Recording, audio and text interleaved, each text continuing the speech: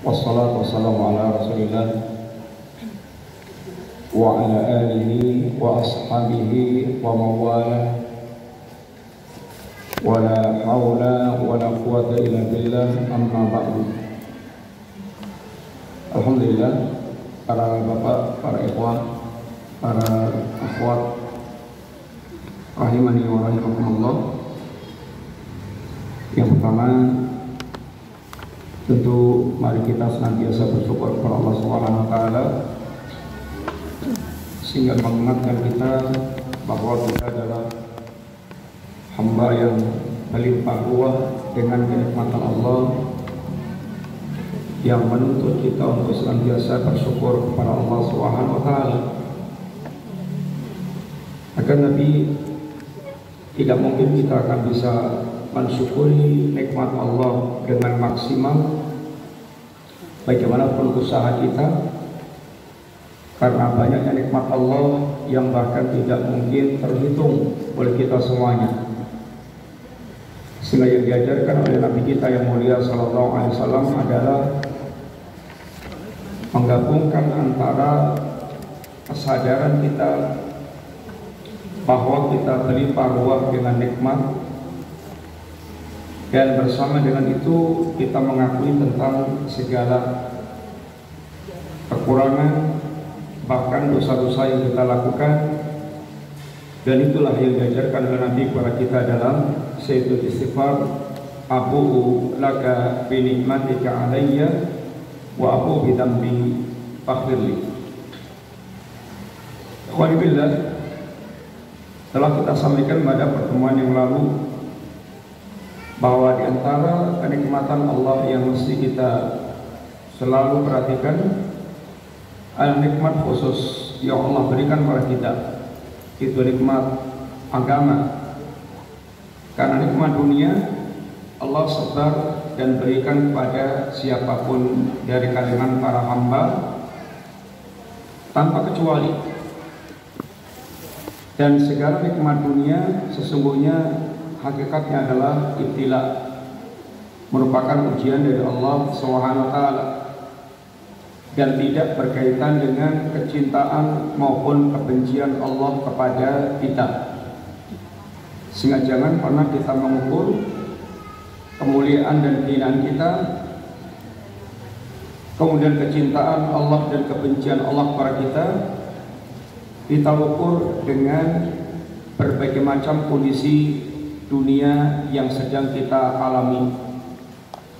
Karena Anda diberikan kemudian tentang dunia sehingga dikatakan orang sukses tentang dunia Anda, atau Anda diberikan Allah kesulitan tentang urusan dunia Anda sehingga orang bilang gagal tentang dunia Anda, sesungguhnya ini semuanya merupakan ibtila, merupakan bagian daripada ujian Allah Subhanahu wa taala.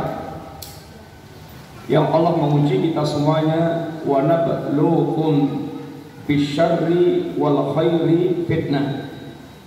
Benar-benar kami menguji kalian dengan hal-hal yang Anda anggap tidak menyenangkan, yang Anda anggap buruk, dan apa yang Anda anggap baik. Maka semuanya merupakan bagian ujian Allah Subhanahu wa taala, yang Allah akan melihat mana di antara hamba yang abdun syakurun atau abdan syakuran, abdan yang hamba yang bersyukur kepada Allah, atau kita menjadi abdan saburan, hamba yang bersabar, bersyukur dengan nikmat Allah dan bersabar dengan musibah dan ujian yang Allah timpakan pada kita. Itu yang menjadi target kehidupan seorang mukmin di dunia ini, sehingga dia akan melihat bahwa kemuliaan dia hanya ketika senantiasa dia bisa tetap berada di atas agama Allah Subhanahu wa taala. Alhamdulillah, hingar-bingarnya dunia yang Allah bukakan di depan mata kita membutuhkan nasihat-nasihat yang mengingatkan kita tentang hakikat kehidupan kita, bahwa hakikat kehidupan kita adalah perjalanan menuju Allah Subhanahu wa taala. Yang kata Imam Ibnu Qayyim, beliau menegaskan, fa'lam annal abda yaqta'u manazila sayri ilallah bi qalbi wa himmati la bi badani. Fattaqwa fil haqiqah taqwal qulub laisa taqwal jawari. Ketahuilah, kata beliau, sesungguhnya seorang hamba dalam meniti tangga-tangga perjalanannya menuju Allah Subhanahu wa taala, itu modalnya adalah hatinya dan himmah cita-citanya, bukan badannya. Fataqwa fil haqiqah taqwal qulub. Dan hakikat takwa itu semuanya adalah takwanya hati. Laisa taqwal jawari, bukan takwa anggota badan. Al-Imam Ibnu Qayyim dengan kalimatnya mengingatkan kepada kita apa yang sekarang kita sedang jalani di dunia ini adalah perjalanan kita menuju Allah Subhanahu wa taala. Yang akhir atau ujung perjalanan kita adalah bagaimana saat nanti kita bertemu dengan Allah Ta'ala. Dan kesuksesan kita hingga kita bertemu dengan Allah sangat ditentukan oleh kondisi hati kita, kekuatan hati kita, dan kuatnya cita-cita kita, himmah al-aliyah, bukan dengan badan kita. Fataqwa fil haqiqah taqwal qulub. Lalu diingatkan, hakikat takwa adalah takwanya hati manusia, bukan takwa anggota badan. Sehingga beliau ingin menegaskan kepada kita, seorang mukmin yang ingin sukses perjalanannya menuju Allah Subhanahu wa taala, sehingga dia sangat perhatian dengan hatinya, bukan perhatian dengan badannya, tapi lebih perhatian kepada hati dia. Karena hati dia adalah penentu suksesnya dia dalam berjalan menuju Allah Subhanahu wa taala, dan kuatnya cita-cita dia untuk menggapai apa yang disediakan oleh Allah.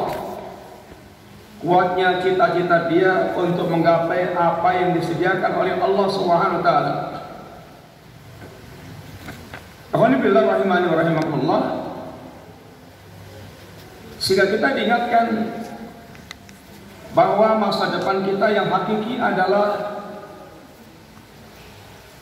saat kita nanti, bagaimana saat kita nanti menghadap Allah Subhanahu wa taala. Adapun di dunia ini, yang kita anggap masa depan kita di dunia adalah sesungguhnya merupakan bagian penggalan yang belum selesai, yang akan berlanjut perjalanan kita untuk menghadap Allah Subhanahu wa taala. Sehingga ada dua kehidupan yang harus kita benar-benar camkan, dunia kita dan akhirat kita. Dan setiap kita berpikir tentang masa depan, pasti akan selalu diiringi dengan usaha untuk mewujudkan mimpi-mimpi kita tentang masa depan kita. Dan masing-masing kita akan mewujudkan impian itu. Cara mewujudkan impian itu sesuai dengan apa yang kita impikan. Seorang yang bermimpi menjadi pedagang yang sukses, tentu dia akan meraih sebab-sebab kesuksesan menjadi seorang pedagang. Dia akan lakukan apapun yang bisa mengantarkan dia mewujudkan mimpinya. Dan semua yang mimpi manusia tentang dunia, apakah mimpi menjadi seorang pemimpin besar, seorang pejabat tinggi, adapun mimpi seorang muslim telah diarahkan oleh para salaf kita. Jangan sampai kita salah mimpi tentang kehidupan kita. Sahabat Ali bin Abi Thalib, beliau memiliki perkataan yang bagus sebagai nasihat kepada kita semuanya. Beliau mengatakan, irtahalatid dunya mudbiratan wartahalatil akhirah muqbilatan. Dunia ini berjalan meninggalkan kita, sedangkan akhirat berjalan menjumpai kita. Wa kullu minhuma banun, dan masing-masing keduanya itu memiliki para penggemar, anak-anak. Ada anak-anak dunia, ada abnaul dunia, ada abnaul akhirat. Adapun anak-anak dunia, namanya saja anak-anak dunia, dia akan berkhidmat total untuk dunianya, sehingga waktunya, tenaganya, ilmunya, dan segala yang dia miliki akan dia peras habis untuk mewujudkan atau untuk berkhidmat tentang dunianya. Demikian pula anak-anak akhirat, dia akan menjadikan kehidupan totalitasnya untuk berbakti mewujudkan kesuksesan di kampung akhirat. Dia akan berkhidmat, akan digunakan secara totalitas apa yang dia miliki dari perkara dunianya, dia maksimalkan untuk membangun, meraih kesuksesan kampung akhirat. Bagaimana arahan Ali bin Abi Thalib? Kunu min abna'il akhirah wa la takunu min abna'id dunya. Jadilah Anda anak-anak akhirat dan jangan menjadi anak-anak dunia. Nasihat Ali tentu nasihat seorang yang alim, yang faqih, dan mengetahui mana yang terbaik untuk kita. Jadilah Anda anak-anak akhirat dan jangan menjadi anak-anak dunia. Jadilah orang yang totalitas hidup kita dalam rangka untuk menggapai sukses kampung akhirat, bukan menjadi orang yang hanya bermimpi untuk menggapai sukses kampung dunia.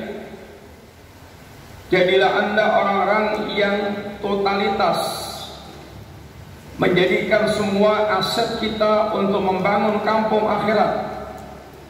Jangan menjadi orang-orang yang hanya mentok dalam urusan perkara dunianya saja. Kemudian beliau katakan, fal yauma amalun wala hisabun. Hari ini adalah hari-hari kita kerja, kita beramal, kita bercocok tanam. Wa ghadan hisabun wal amalun. Kalau hari ini adalah hari kita bekerja, belum ada pembalasan yang tuntas. Sudah ada sebagian pembalasan Allah Ta'ala, tetapi pembalasan yang sempurna belum. Sedangkan kelak besok di akhirat adalah hari-hari kita panen, kita mendapatkan pembalasan yang sempurna dan tidak ada lagi amal. Lalu beliau memberikan wasiat dan mengingatkan sekaligus, wa inna ma akhafu alaikum wa inna akhwafa ma akhafu alaikum tulul amal wattiba'ul hawa. Dan yang paling aku takutkan menimpa kalian adalah panjangnya angan-angan dan mengikuti hawa nafsu. Fa amma tulul amal, adapun tulul amal, panjangnya angan-angan itu, fayansal akhirah, akan membuat lupa terhadap perkara akhirat. Wa amma tiba'ul hawa, adapun mengikuti hawa nafsu itu, fayasuddu anil haq, akan menjadikan dia terhalang mengikuti kebenaran. Inilah diantara nasihat Ali bin Abi Thalib, yang isi kandungan nasihat beliau. Yang pertama, beliau ingatkan ada dua kehidupan yang menjadi pilihan kita, kehidupan dunia, kehidupan akhirat. Mana yang akan kita pilih dari kedua kehidupan ini, tentu masing-masing akan membawa konsekuensi apa yang akan kita lakukan ketika kita telah menjatuhkan pilihan tersebut. Dan Ali bin Abi Thalib mengarahkan kepada kita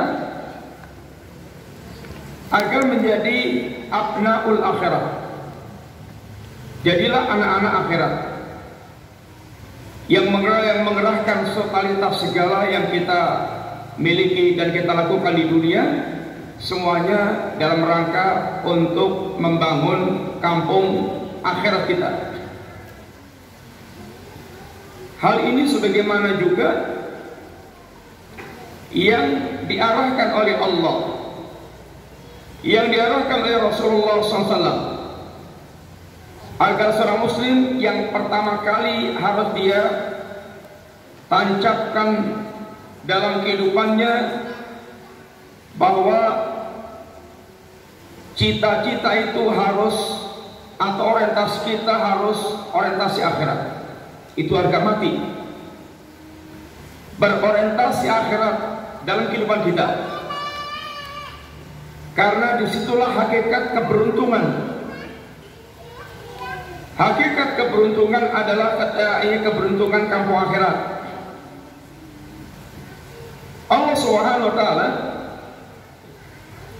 tegaskan dalam ayatnya, diantaranya waqtabi fima ataqallahu daral akhirah.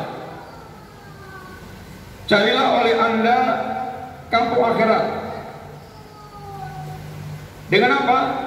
Fima ataqallah, dengan semua apa yang Allah telah berikan kepada Anda. Kita diberikan Allah harta, waktu, tenaga, jabatan, ilmu, dan semua yang Allah telah berikan kepada kita. Jadikan semua pemberian Allah yang Allah berikan kepada kita sarana untuk menggapai kampung akhirat. Dan ketika Allah Subhanahu wa taala mengarahkan kita untuk menggapai kampung akhirat, Allah motivasi kita dengan membandingkan bagaimana dunia dan bagaimana akhirat, sehingga akan tergambar bahwa benar-benar yang dikatakan sukses itu adalah sukses kampung akhirat. Dan yang dikatakan orang yang rugi adalah rugi di kampung akhirat.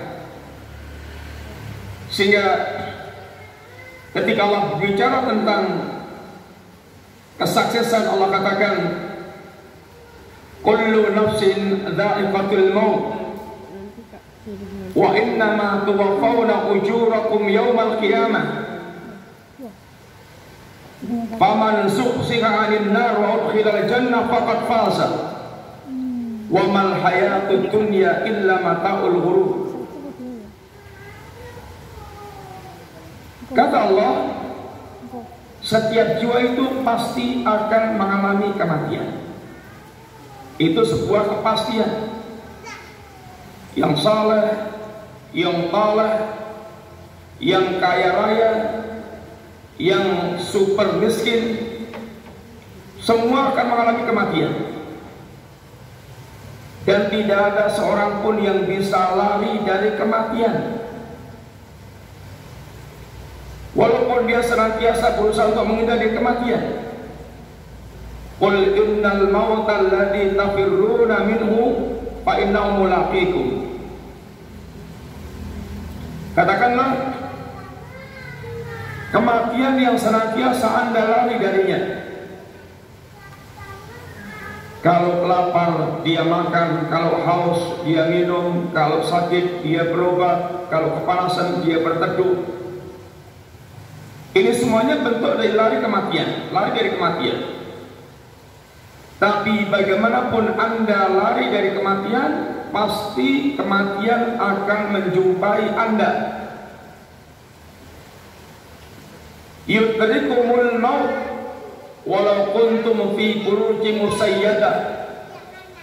Kematian itu pasti akan menjumpai Anda walaupun Anda berlindung di benteng yang sangat kokoh sekalipun. Dan kalau kematian sudah menjumpai seorang, la yastakhiruna sa'atan wa yastaqdimun. Tidak ada orang yang bisa mengundurkan kematian maupun mengajukan kematian. Kematian akan datang tepat pada waktunya, tidak bisa diajukan atau diundurkan. Setiap orang dalam kondisi apapun kematian datang, tidak ada yang sanggup untuk dia, tidak bisa untuk menolaknya.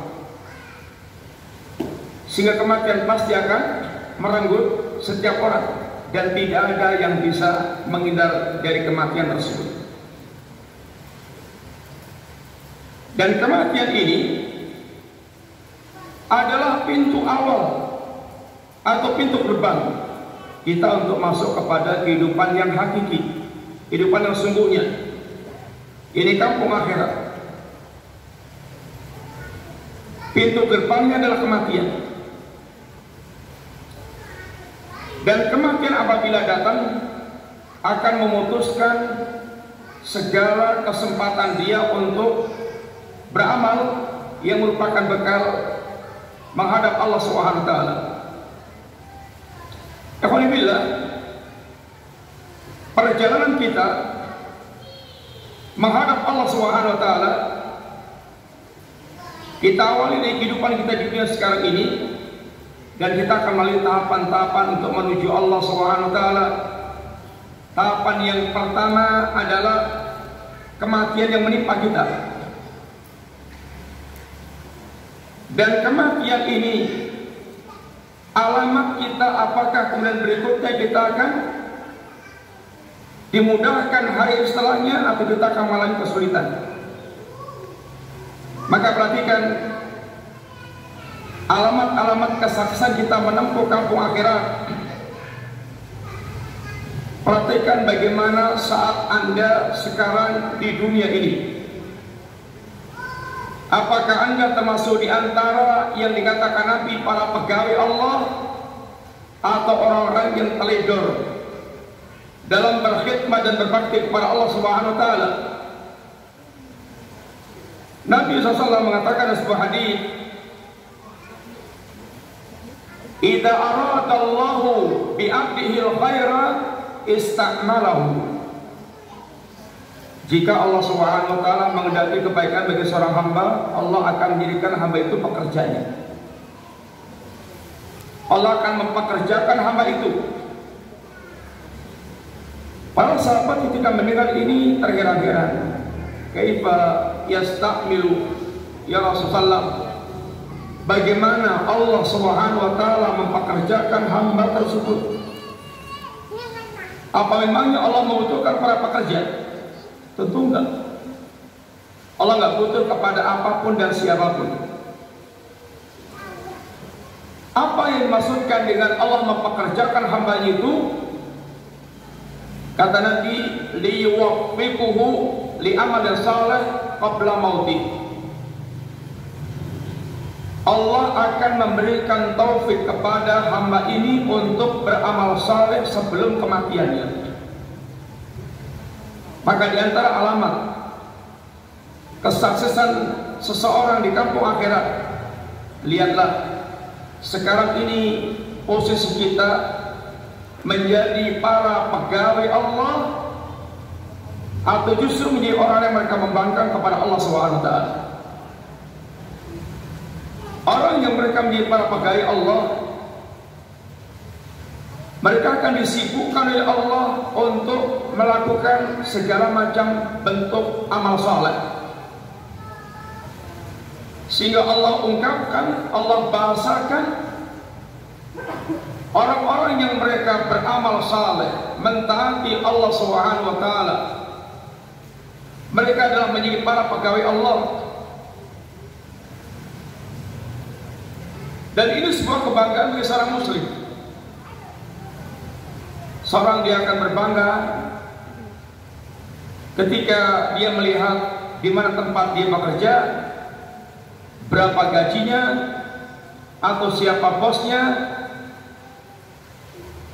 Adapun seorang mukmin, tuannya adalah Allah yang akan menggaji dia, yang gajinya Allah katakan, Nabi katakan asrah ila sab'i mi'atin dhifin ila af'afin katsirah. Gajinya seorang pekerja Allah adalah 10 kali lipat sampai 700 kali lipat, sampai lipatan yang tidak terhingga dari hasil kerja yang dia lakukan. Dan Allah Subhanahu wa taala menganggap para pegawai Allah ini orang-orang yang sedang bertransaksi dengan Allah Subhanahu wa taala, sehingga kita distatuskan oleh Allah dengan para tujar, yaitu para pedagang, yang Allah akan membeli setiap barang dagangan kita, yang Allah akan berikan keuntungan yang berlipat-lipat. Allah namai setiap amal soleh yang kita lakukan adalah bentuk transaksi kita, perdagangan kita dengan Allah Subhanahu wa taala. Sehingga Allah di antaranya katakan dalam sebuah ayat, innal ladzina yatluna kitaballah wa aqamus shalah wa anfaqu mimma razaqnahum sirran wa alaniyatan yarjuna tijaratan lan tabur. Sesungguhnya orang-orang yang mereka membaca kitab Allah, membaca, mentelaah sampai dia bisa mengamalkan, mempraktekkan isi kandungannya, itu tilawah. Dia menegakkan salat, dia berinfak baik dalam keadaan sembunyi-sembunyi maupun terang-terangan. Orang yang mereka melakukan ini semuanya, Allah katakan yarjuna tijaratan lan tabur. Mereka telah berharap perdagangannya dengan Allah yang tidak akan pernah mengalami kerugian. Mereka telah berharap dengan perdagangan yang tidak ada kerugiannya. Barang siapa yang di dunia ini dia berdagang dengan Allah, maka dia tidak akan pernah mengalami kerugian dalam perdagangan dia, karena Allah akan berikan keuntungan yang berlipat-lipat.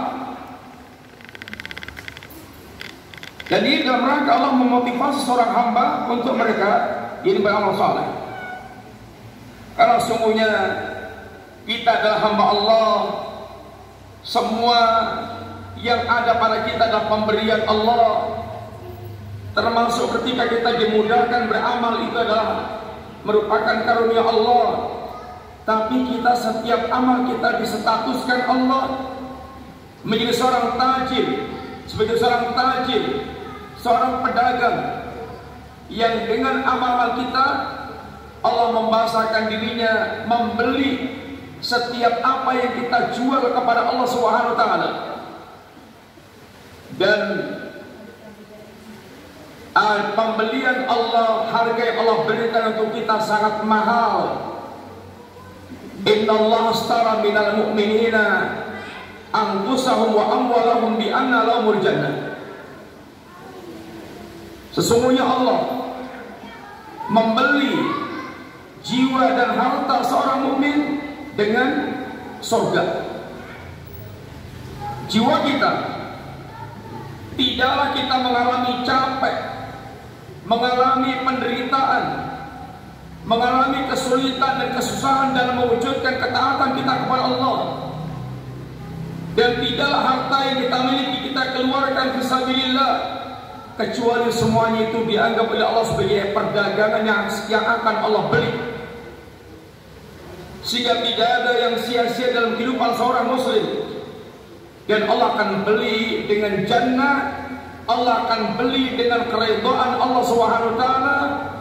Ini adalah harga yang sangat mahal.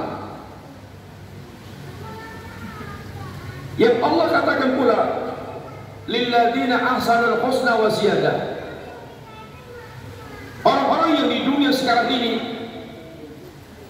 dia tampil sebagai orang-orang yang baik, orang-orang yang berdagang dengan Allah Subhanahu wa taala dengan kebaikan yang dia wujudkan, maka Allah akan berikan kepada mereka nanti al-husna, yaitu jannah, wa ziyadah, dan ada bonusnya lagi, yaitu melihat wajah Allah Subhanahu wa taala. Yang kenikmatan melihat wajah Allah mengalahkan kenikmatan jannah. Sedangkan kenikmatan jannah digambarkan oleh Allah, mala ainun ra'at wala udhun sami'at wala khatara ala qalbin bashar. Yang seluruh kenikmatan jannah itu kenikmatan yang tidak pernah mata manusia melihat di dunia, yang tidak pernah telinga manusia mendengar indahnya, hebatnya dan nyamannya tentang kenikmatan jannah. Bahkan sekedar terlintas dalam hati manusia pun tidak pernah. Allah sediakan nikmat itu bagi hamba Allah yang akan Allah masukkan ke jannah. Tapi ternyata ada nikmat yang membuat dia lalai tentang semua kenikmatan jannah, yaitu kenikmatan melihat wajah Allah Subhanahu wa taala. Yang Nabi sallallahu alaihi wasallam meminta kepada Allah, berdoa kepada Allah tentang hal ini. Allahumma inni as'aluka laddatan nadhar ila wajhi wa syauqan ila liqa'i. Ya Allah, aku minta kepada Engkau kelezatan melihat wajahmu dan kerinduan untuk bertemu denganmu. Orang-orang mukmin yang mereka memiliki sukses kampung akhirat di dunia ini, dia akan tampil sebagai para tujar, para pedagang-pedagang yang berdagang bertransaksi dengan Allah Subhanahu wa taala. Di dunia ini memang mereka para tujar yang berdagang dengan perdagangan dunia. Boleh jadi mereka para pejabat yang memangku jabatan, atau mereka menjadi apapun dalam kehidupan dunia mereka. Tapi sifat yang ada pada mereka, kata Allah, rijalun la tulhihim tijaratun wala bay'un an dzikrillah. Mereka adalah laki-laki yang tidak dilupakan oleh perdagangan dan jual belinya dari mengingat Allah, wa iqamis shalah wa ita'iz zakat.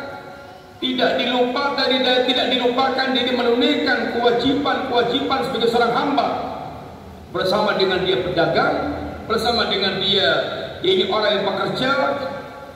Semua kesibukan dunia mereka tidak pernah melupakan mereka dari mengingat Allah Subhanahu wa taala dan menunaikan hak-hak Allah taala.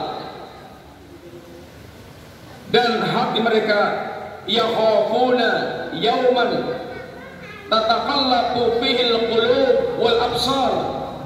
dan hati mereka senantiasa diwarnai dengan rasa takut akan datangnya hari kalau dia tidak memiliki bekal yang berarti.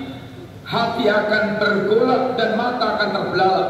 Ini hari-hari saat menghadap Allah SWT. Dia persiapkan baik-baik, karena seorang mukmin tahu hari-hari itu barang siapa yang tidak memiliki bekal, betul-betul mata mereka akan terbelalak, hati mereka akan bergolak. Hal-hal yang dahsyat akan dia dapatkan saat menghadap Allah. Maka Allah ingatkan, wattaqu yawman turja'una fihi ila Allah summa tuwaffa kullu nafsin ma kasabat wa hum la yuzlamun. Wahai hamba Allah, takutlah kalian akan datangnya hari saat nanti Anda dikembalikan menghadap Allah, lalu setiap jiwa akan dibalas Allah dengan sempurna tanpa ada yang terzalimi sama sekali. Maka yang pertama, perhatikan diri kita, di mana posisi kita saat sekarang di dunia ini. Apakah kita menjadi para tujarul akhirah? Apakah kita menjadi para pedagang-pedagang akhirat yang bertransaksi dengan Allah? Atau bahkan kita menjadi para ubadul hawa wa ubadul syaitan, menjadi para hambanya nafsu dan hambanya syaitan? Karena kalau orang itu lari dari Allah, pasti dia akan masuk dalam jebakan nafsu dan syaitan, kata Ibnu Qayyim.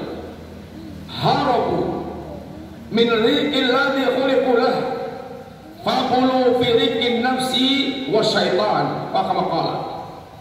Ketika manusia dia lari dari Allah, lari dari mengabdi kepada Allah, lari dari berdagang dengan Allah, dia pasti akan masuk dalam perdagangan dia dengan hawa nafsu dan syaitan.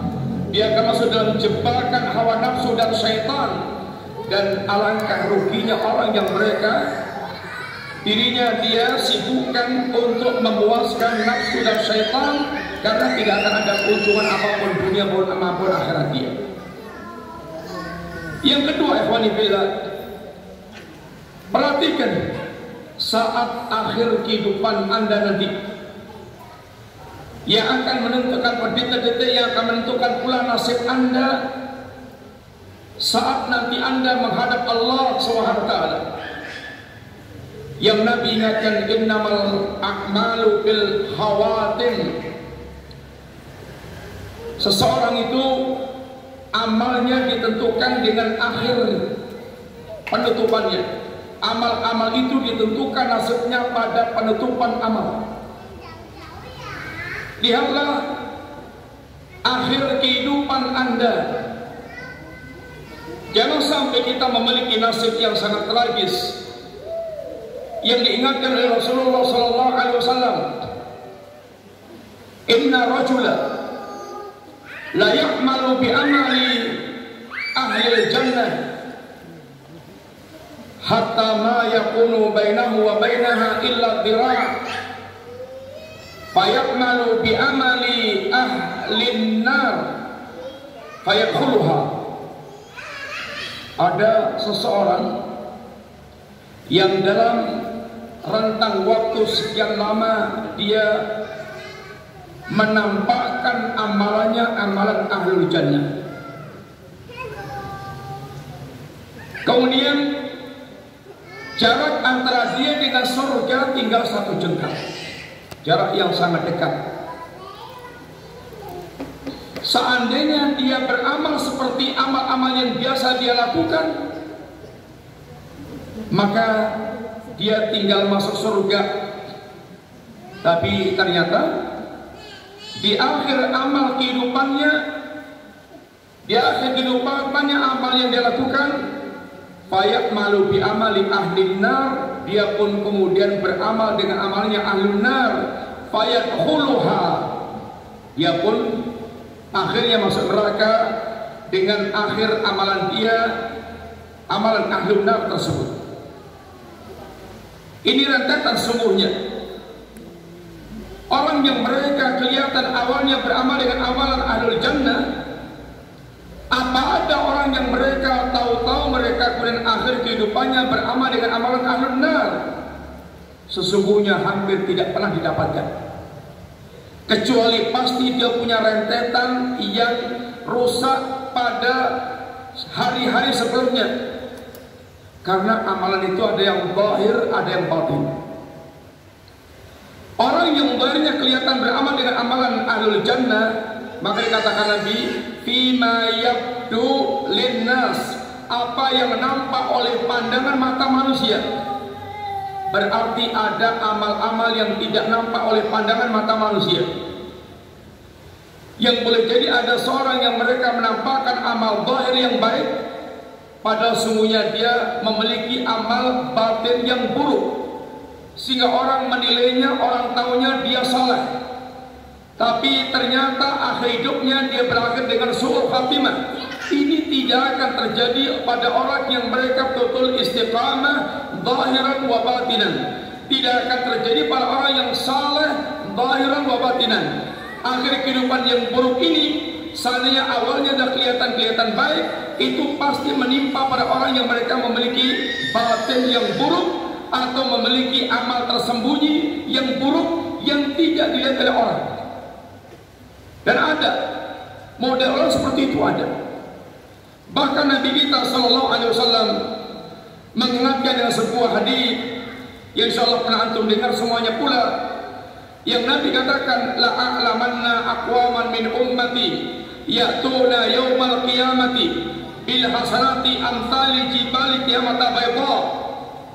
Saya tahu, kata Nabi, ada di kalangan umatku ini suatu kaum yang mereka ini akan datang kepada Allah dari kiamat kelak dengan pahala sebesar gunung Tihamah yang putih, pahala yang besar,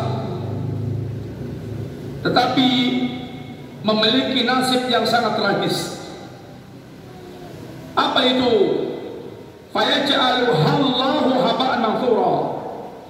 Allah jadikan amal dia yang pahalanya sebesar pahala gunung Tihamah yang putih ludes, hancur bagaikan debu yang berterbangan.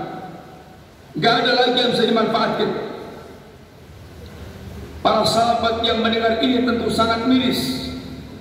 Bagaimana ada orang yang memiliki nasib, dia memiliki pahala besar, tapi hancur, sehingga tidak ada lagi yang dia manfaatkan.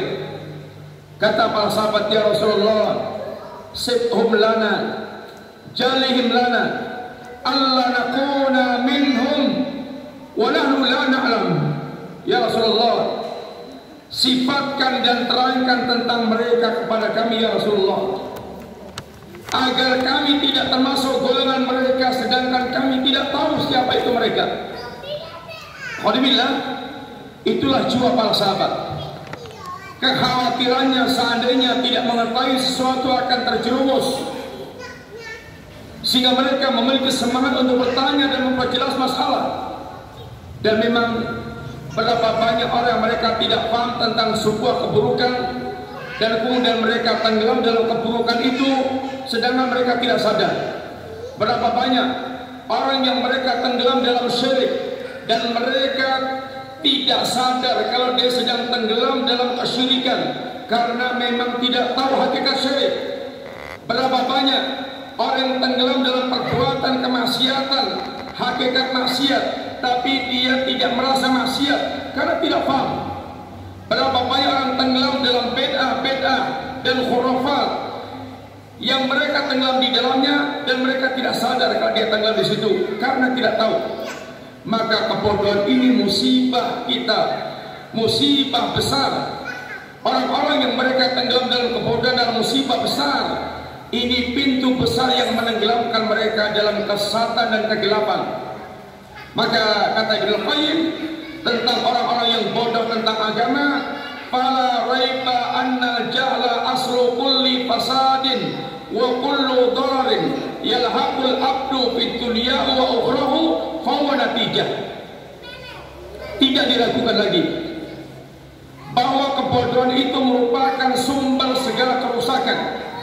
Tidaklah muncul syirik, tidaklah muncul kekafiran, tidaklah muncul bid'ah, tidaklah muncul kemaksiatan, semuanya kecuali karena sumbernya adalah kebodohan. Bodoh tentang Allah, bodoh tentang agama Allah, yang membuat kemudian mereka tenggelam dalam berbagai macam lautan kufur, lautan syirik, lautan bid'ah, lautan maksiat karena kebodohannya. Sahabat tanya kepada Nabi dalam rangka untuk bisa menyelamatkan dirinya dari hal yang sangat dikhawatirkan itu. Kata Nabi, amma innahum ikhwanukum wa min jildatikum. Mereka adalah kawan-kawan kalian dari kulit-kulit kalian, bahkan yang lebih hebat lagi. Wa ya'khuduna minal laili kama ta'khudun. Mereka juga biasa melakukan salat malam sebagaimana kalian melakukan salat malam. Akan Nabi, kenapa mereka memiliki nasib yang tragis seperti itu? Walakinnahum qaumun idza khalau bi maharimillahi intahaquha. Kata Nabi, akan tapi mereka satu kaum, ketika mereka sedang di balik mata manusia, sedang sendirian, tidak dilihat oleh manusia, dia tenggelam dalam perkara yang diharamkan oleh Allah SWT. Yang ini menunjukkan bagaimana dia meremehkan dosa dan hilang rasa muraqabatullahnya. Dia hanya merasa malu kalau ada orang yang melihat. Dia hanya akan menjaga diri ketika disaksikan manusia. Tapi ketika telah dibalik mata manusia, mereka tenggelam dalam lautan maksiat, sehingga seakan-akan hilang rasa takutnya kepada Allah SWT. Ini adalah perkara yang sangat membahayakan dari bagian seseorang. Maka kata Nabi, ada orang yang mereka nampak di mata manusia saleh, karena setiap manusia lihat dia nampak saleh, tapi dia memiliki kerusakan yang tidak dilihat oleh manusia. Yang kemudian yang ini menjadikan sebab utama orang mengalami su'ul khatimah dalam kehidupannya.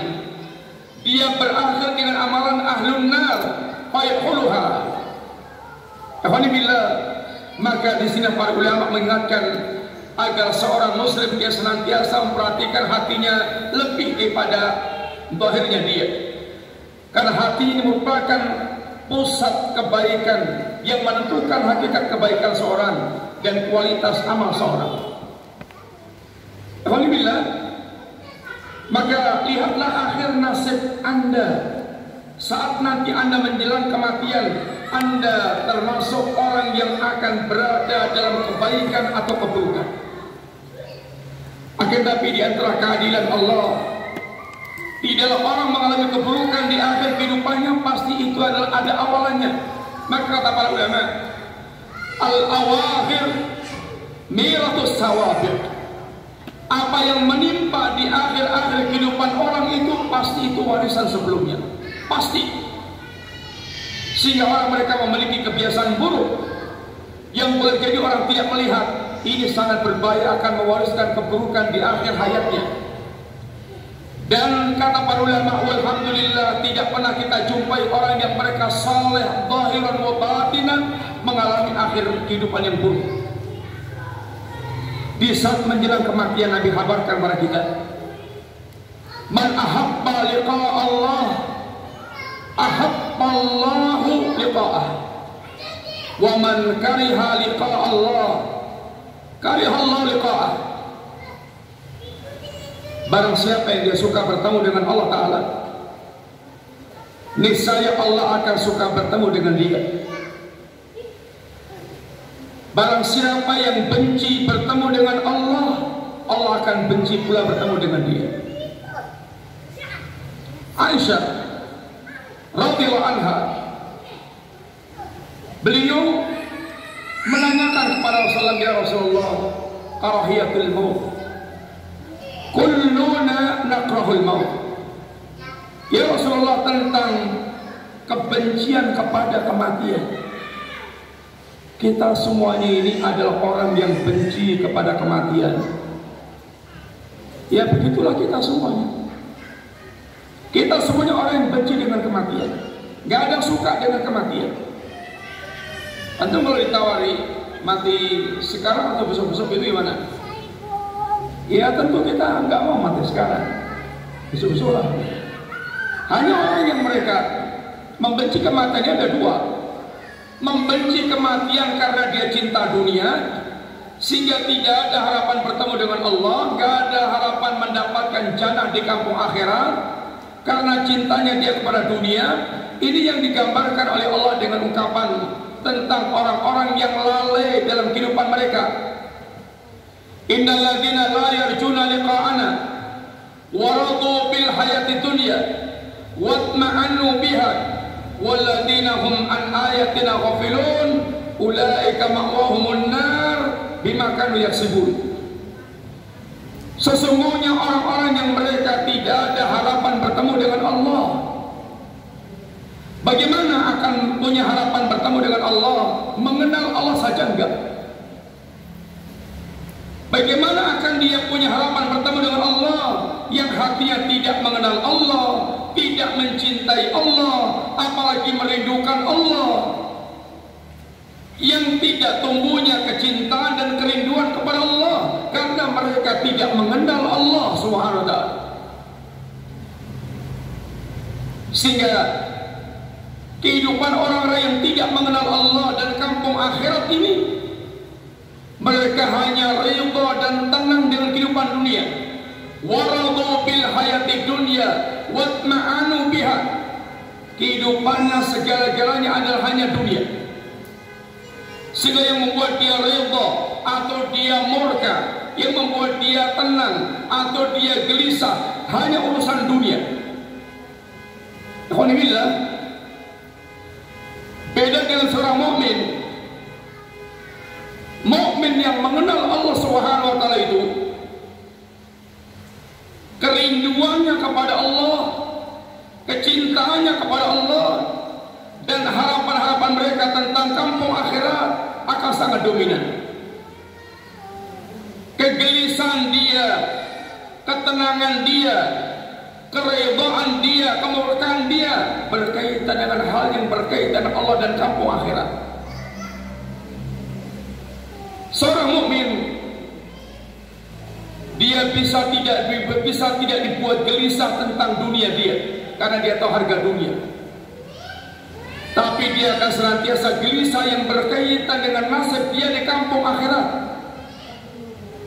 Seorang mukmin yang membuat hidupnya di dunia itu menjadi jannatul dunia, bukankah mereka tenggelam dengan dunia, bukankah mereka memiliki dunia yang berlimpah, tapi yang membuat hidup mereka dunia ini sebagai jannah, menjadi jannatul dunia, karena mereka orang yang mengenal Allah, hatinya memiliki kecintaan, kerinduan, dan kesibukan bersama dengan Allah. Berkata orang-orang yang hatinya mengenal Allah dan hatinya sibuk dengan Allah dan hatinya senantiasa merasa bersama dengan Allah, mengungkapkan tentang surga dunia. Apa kata mereka? Inna fil jannah, inna fid dunya jannatan. Sesungguhnya di dunia itu ada surga. Ada surga dunia. Surga dunia adalah apa yang orang merasakannya, kesejukan, kenyamanan, kelapangan. Sehingga di antara mereka pula mengatakan, masakinu ahli dunia, yang dikatakan orang yang betul-betul itu sengsara dalam kehidupan dunia, yang dikatakan orang yang betul-betul miskin sehingga sengsara dalam kehidupan dunia. Siapa itu? Kharaju minad dunya walam yaduqu atyaba ma fiha. Orang yang mereka sampai matinya tidak pernah merasakan sesuatu yang paling lezat dalam kehidupan dunia mereka. Ketika ditanyakan apa itu yang paling lezat dalam kehidupan dunia, ma'rifatullah wa mahabbatullah wa usbi liqa'illah. Hati yang mengenal Allah, hati yang mencintai Allah, hati yang bisa merasakan nyamannya bersama dengan Allah Subhanahu wa ta'ala.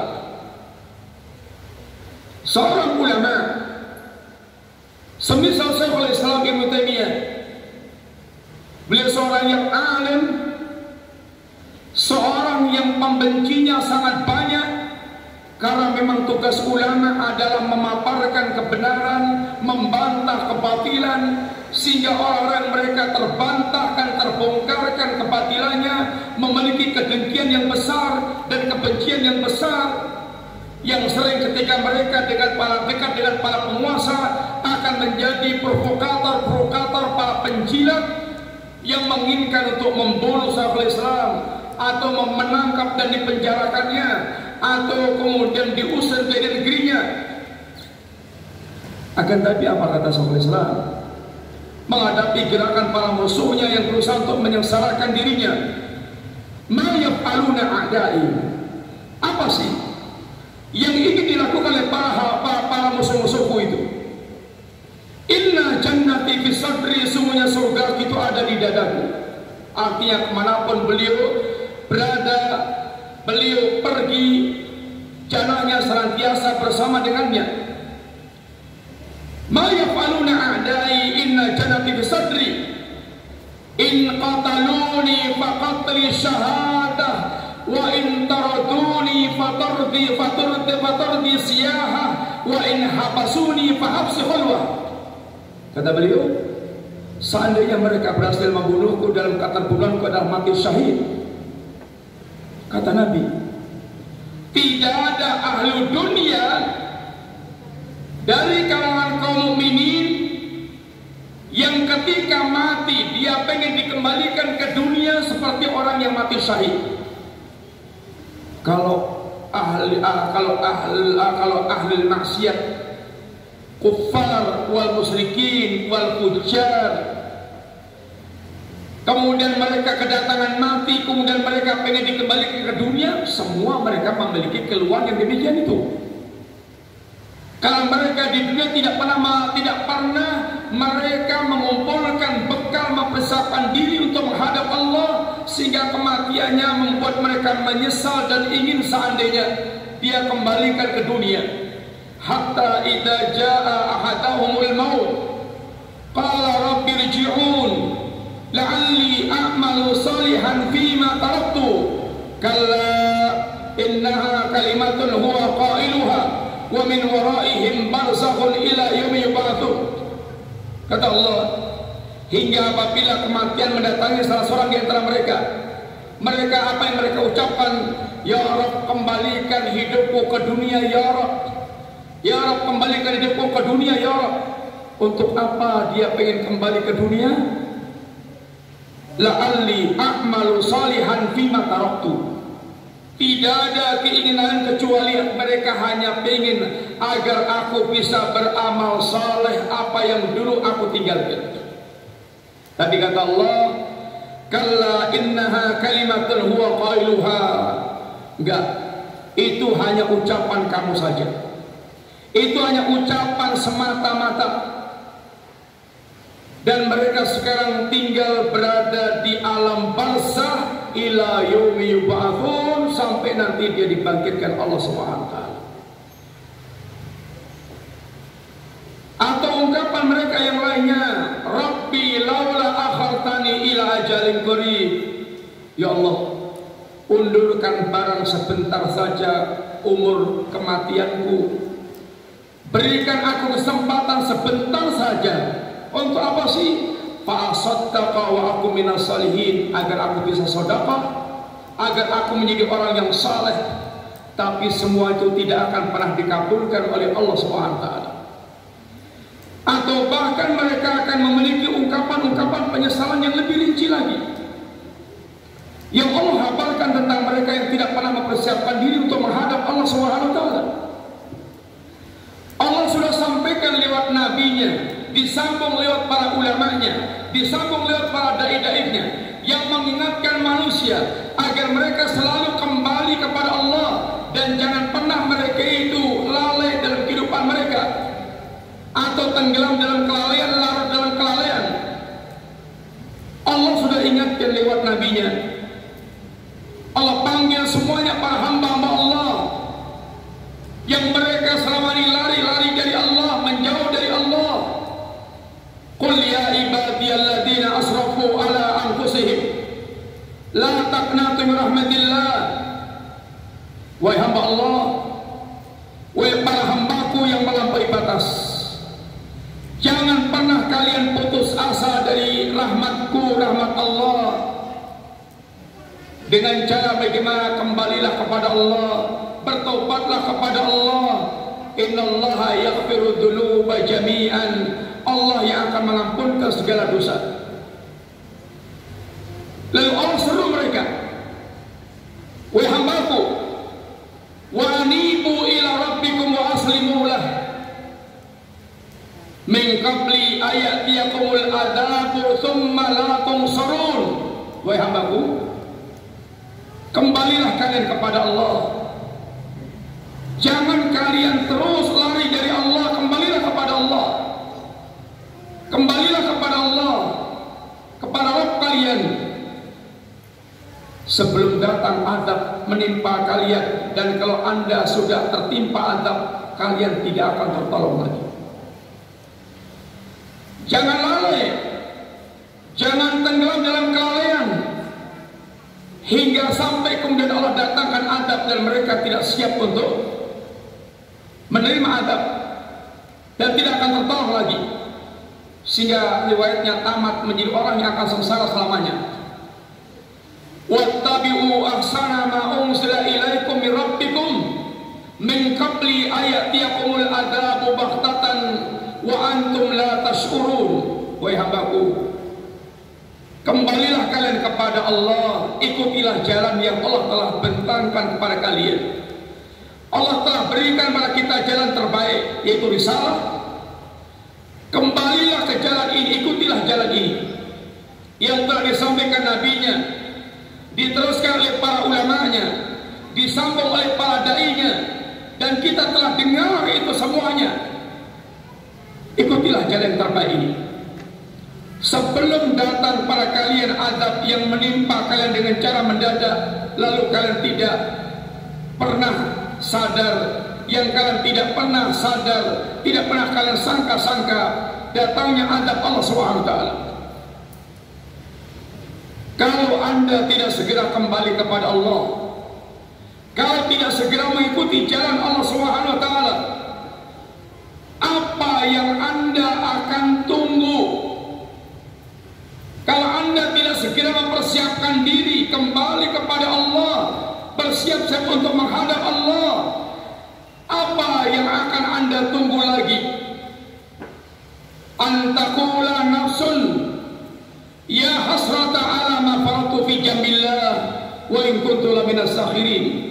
Atau anda akan tunggu saat jiwa anda menjerit, menyesal, berteriak keras, aduhai, kenapa aku dulu menyia-nyiakan hak Allah? Sungguh aku termasuk orang yang mempermainkan agama selama ini. Al-taqul, atau anda akan menjerit, atau nafsu anda akan menjerit, menyesal, law anna Allah hadani lakuntu minal muttaqin. Seandainya aku dulu termasuk orang yang mendapatkan hidayah Allah, pasti aku akan termasuk orang bertakwa. Al-taqul, atau nafsu anda akan melengking menjerit, tapi hina taral adab, saat sudah melihat adab di depan mata. Apa yang dia ucapkan? Law anna li karratan la akfakuna minal muhsinin. Andaikan aku sekali lagi dikembalikan ke dunia, pasti aku akan termasuk orang yang berbuat baik. Semuanya dibantah oleh Allah, semuanya dipatahkan oleh Allah, angan-angan mereka. Bala qad ja'atka ayati, hambaku, sungguh telah datang kepadamu ayat-ayatku. Ada ayat kauniyah yang mata mereka bisa melihat bentangan alam semesta, yang harusnya kalau mereka berpikir sedikit saja, mereka akan mendapatkan keagungan Allah di balik semua ciptaan Allah, sehingga mereka nyesal. Di antaranya pula dengan lau nasma'u aw naqilu, lau kunna nasma'u aw naqilu. Seandainya aku dulu mau mendengar dan mau menggunakan akalku, aku tidak akan termasuk di antara penduduk neraka sa'ir. Dia nyesel karena dia dulu menyanyiakan apa yang telah Allah SWT berikan kepadanya. Ayat Allah kauniyah telah Allah berikan. Ayat-ayat bencana yang harusnya menimbulkan rasa takutnya itu juga tidak bermanfaat bagi mereka. Wa ma nursilu min ayati wa ma nursilu ayati illa takhwifan. Wa ma nursilu min ayati ya takhwifan. Dan tidaklah kami kirim ayat-ayatku kecuali dalam rangka untuk menimbulkan rasa takut. Tsunami, meletusnya gunung Merapi, getaran bumi, gempa bumi, kemudian bencana longsor, puting beliung, semua ini merupakan bencana yang hakikatnya merupakan ayat-ayat Allah yang Allah kirim dalam rangka tahwifan, dalam rangka untuk menimbulkan rasa takut di hati manusia. Akan tapi bebelnya hati manusia pun tidak bisa mengambil pelajaran apapun dari ayat bencana yang Allah kirim. Kemudian ayat-ayat yang matluwah dibacakan, ayat Quran, hadis yang merupakan wahyu Allah dibacakan semuanya, tapi memang mereka dumbo, telinga mereka tuli, mata mereka buta, sehingga tidak berfungsi apa yang diberikan Allah kepada mereka, tidak membuat mereka tergerak untuk kembali kepada Allah. Bala qad ja'atka ayati fakadzabta biha wastakbarta wa kunta minal kafirin. Kalian ketika datang ayatku, kalian dustakan, kalian sombong, kalian kafir. Ini keadaan manusia. Di akhir kehidupan kita, ikhwan, lihatlah bagaimana nasib Anda. Apakah Anda termasuk orang yang suka kembali kepada Allah atau orang yang benci kembali kepada Allah? Ketika Aisyah mengatakan, ya Rasulullah, kita semuanya orang benci dengan kematian. Bukan begitu ya Aisyah, tapi seorang mukmin ketika dia menjelang kematiannya, busyiralah, dia akan disampaikan kabar gembira tentang rahmat Allah, tentang surga Allah, tentang ampunan Allah. Maka saat itu pula dia semakin rindu untuk segera bertemu dengan Allah Ta'ala. Dia tidak lagi berpikir tentang dunia yang akan dia tinggalkan. Dia semakin bermimpi bertemu, merindukan untuk bertemu dengan Allah. Tapi orang yang mereka di dunia durhaka, dia kafir, maka akan disampaikan kabar yang menakutkan dari adab Allah dan kebencian Allah. Dia pun benci bertemu dengan Allah, tapi kematian mesti terjadi. Pertanyaannya adalah, bagaimana cara kita untuk menyongsong kematian yang kemudian kita punya kerinduan untuk bertemu dengan Allah SWT? Jawabannya adalah bagaimana sekarang Anda mensikapi kehidupan yang sedang kita jalani sekarang. Jika kita termasuk hamba-hamba Allah yang merasakan jiwa kita tenang dengan taat kepada Allah, tenang dengan salat kita, tenang dengan baca Quran kita, tenang dengan ibadah kita secara umum, tenang dengan kita meninggalkan maksiat, hati kita telah berubah menjadi hati atau jiwa yang an-nafsul mutmainnah, jiwa yang tenang, jiwa yang merasakan lezatnya ibadah kepada Allah, jiwa yang betul-betul merasakan kerinduan kepada Allah saat di dunia, sehingga dia nyaman dengan sholatnya, nyaman dengan taatnya, nyaman dengan ibadah-ibadah yang dia bangun. Akhir kehidupan kita adalah cerminan selama kehidupan kita di dunia ini. Kalau kita selama ini dibuat nyaman, tenang, enak, gembira dengan amal-amal ketaatan kepada Allah, maka hari-hari pertemuan kita dengan Allah saat kematian kita adalah keadaan yang dia akan dibuat, yaitu nyaman dengan panggilan ya ayatuhan nafsul mutmainnah irji ila rabbika radiyatan mardiyah.